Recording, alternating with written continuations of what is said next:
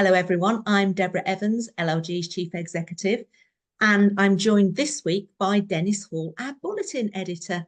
Hello, Dennis. Hello, Deborah.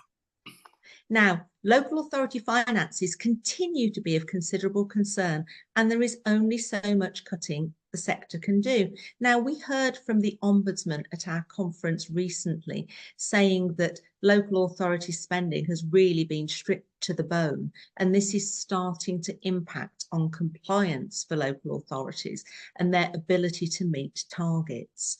And obviously that the government doesn't have a magic wand for solving the underfunding crisis in one go.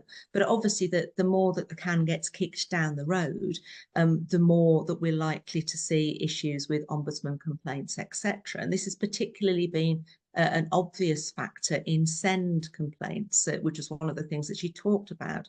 And this provision, particularly for SEND complaints, is absolutely going to be needed. And it's really important to remember that those individuals involved, in this case, that the children, won't get that time back when the funding comes in further down the line. So what can be done in the meantime? Now, you've been taking a look at funding, haven't you, Dennis? Well, yes. In its submission to the Treasury ahead of the autumn budget, the LGA says the government needs to take immediate steps to stabilise council finances and protect vital local services like those that you've just mentioned. And the issue of local government finance is the elephant in the room. There's been a deafening silence from government on this issue.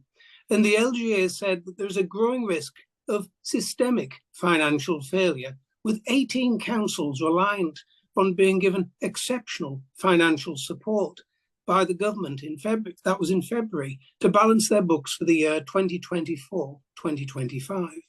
And that's extremely worrying, isn't it, Dennis? And the LGA analysis shows that due to inflation and wage pressures alongside cost and demand pressures, English councils now face a £2.3 billion funding gap in 25-26, rising to 3.9 billion in 26-27. Now, this is a 6.2 billion shortfall across 2 years. These are massive figures, and the LGI have developed and identified a number of key cost pressures on councils. Dennis? Well, yes, Deborah, and these include soaring costs in children's social care due to rising complexity and placement expenses, rising costs and demands in adult social care, and these have driven a 3.7 billion increase in budgeted spend from 2019 to 20 to 2024 to 2025, while homeless service costs have surged by 604 million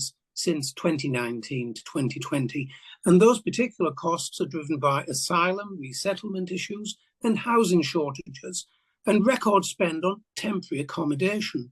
And finally, the other driver of these pressures, local government recruitment and retention issues, which we've discussed many times, as you know. These are being exacerbated by pay gaps between local government and private businesses and the private sector, leaving more than 9 out of 10 councils struggling to fill essential roles, Deborah. Well, this is frightening, really, isn't it, Dennis? Councils are increasingly having to draw on their financial reserves to manage these cost pressures and balance their budgets. Now, councils' reserves fell by 1.7 billion in 22-23 and then 1.1 billion in 23-24. And 42% of councils drew on their reserves in both years. That's a massive number. Yes. Now, the LGA is clear that the use of reserves is not a sustainable solution to budget pressures. Clearly, reserves can only be spent once, and when they're gone, they're gone. So what has the LGA said about the autumn budget? While the government has warned that the autumn budget will be painful, with departments being asked to find even more savings, the LGA said that any further local government funding costs, any cuts in relation to those, would tip many more councils towards financial ruin, leaving them unable to deliver local services.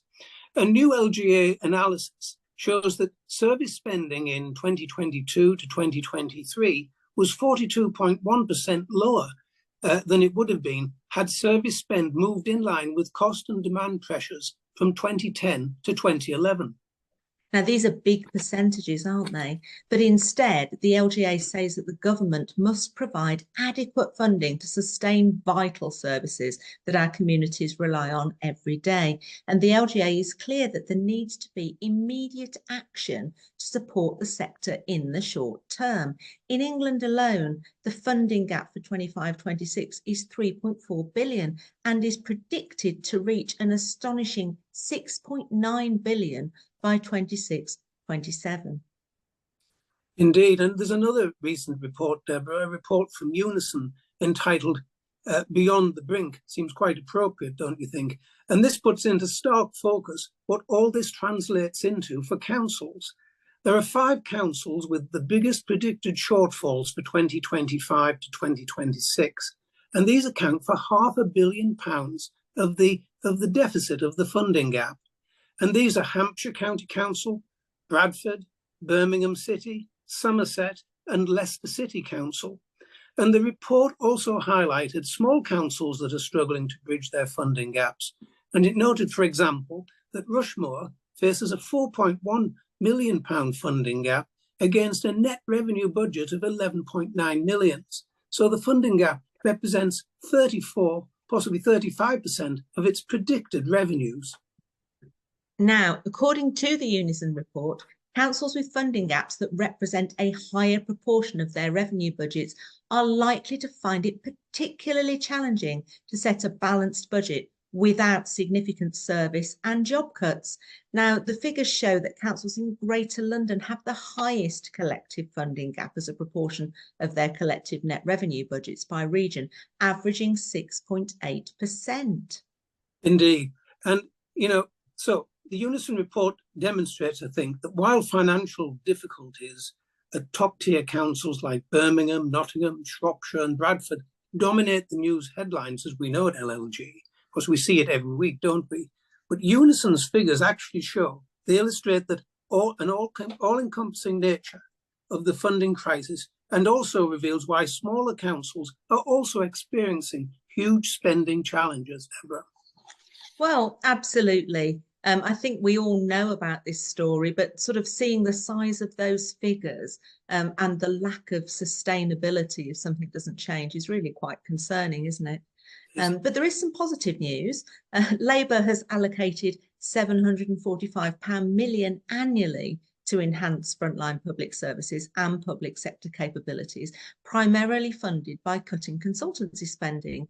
Yet, as we've discussed, the Local Government Association has identified this massive £6.2 billion funding gap over the next 2 years that they're going to need to address. I mean, let's face it, even the £745 million that they're allocating, which is a massive amount of money, is a drop in the ocean compared to a £6.2 billion gap. And that's the scale of the problem that we're dealing with here. But the government does plan to bolster local authority capacities by hiring 300 new planning officers, and they're going to be funded through an increased stamp duty surcharge on non-UK residents, alongside initiatives for devolution aimed at empowering local government and expediting decision making. So that's going to go down well, I'm sure. And the government also intends to reform the business rate system to raise equivalent revenue whilst fostering fairness between high street and online retailers. At least that's what the manifesto states. But we still don't know about any movement with council tax revaluation, new tax bans, or broader reforms in local government funding. And of course, they are still waiting for multi-year funding settlements to get going. And on that note, you can get coverage of many more items from the bulletin and more by listening to the Grapevine podcast. So it's goodbye from me. And from me too. Goodbye.